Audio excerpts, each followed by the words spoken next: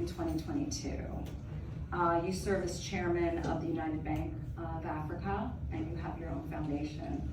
Can you just stand up and talk to the crowd a little bit, or seated if you feel more comfortable, about what you're seeing and what's happening in Africa? Thank you for wearing your time red.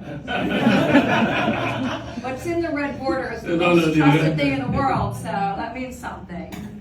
So, well, good morning, everyone, and let me say a few things about TIME100. I'm a very proud recipient of the recognition, and I remember it every time in my actions, and this I see it as a recognition of what we've done on the continent to empower young African entrepreneurs. But more importantly, a good thing that TIME100 recognized our impact. So I want to say great job there. And even for organizing this, because to me, UNGA should not just be about talking. It should be much more than that. It's about execution. It should be about execution, about doing things that are important. I speak as an African private sector person. I speak as the founder of the Elumelu Foundation that helps to empower young African entrepreneurs. To date, we have empowered over 18,000 as a counting. We give them non-refundable seed capital of $5,000 each every year. We train them for 12 weeks. We appoint global mentors to them, and so anyone wants to be a mentor to some of the entrepreneurs, you're welcome. I see firsthand the importance, the significance of digital connectivity, of access, and I also see the impact, the negative impact of the digital divide that we have.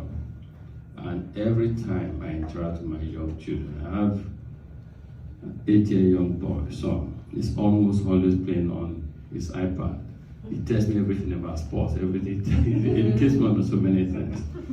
But ladies and gentlemen, each time this happens in my conversation with him, I reflect, I think about those other young African kids who don't have the kind of access my son has. And I think about the future and the divide that we're creating. Digital divide will polarize the world further. There's so much lack of connectivity on the continent, and I'm happy that TIME100 is taking this very seriously. I'd like us to escalate this to the next level, because this is one of those things that will continue to create the divide we have in societies. This is one of the things that can even lead to more extremism in the world. I see my son informed, I see others not so informed. It's a cause for concern, because what kind of world are we living for them?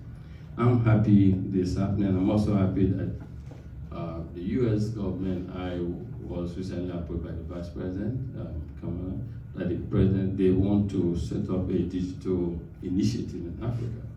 And I welcome it. And I think all of us, in our own way, should collaborate to make digital connectivity and access a little more accessible to everyone on the continent.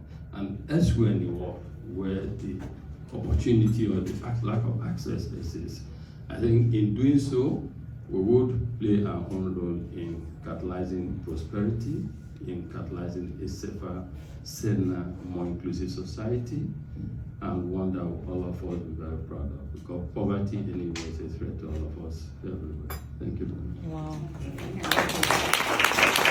Wow.